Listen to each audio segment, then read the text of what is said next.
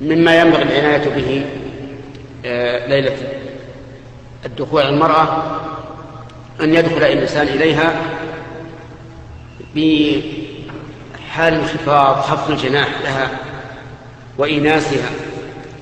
لأنها في تلك الساعة سيكون عندها هيبة ورهبة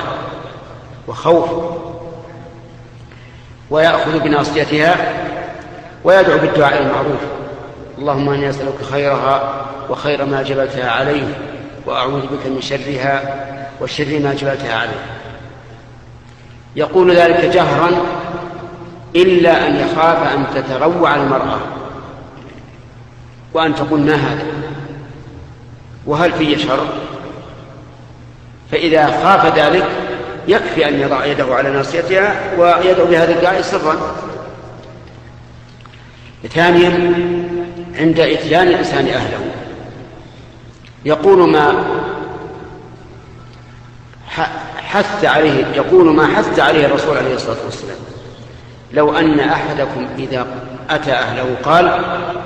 بسم الله، اللهم جنبنا الشيطان وجنب الشيطان ما رزقتنا، فإنه إن يقدر بينهما ولد لم يضره الشيطان أبدا. فهذا من أسباب صلاح الأولاد،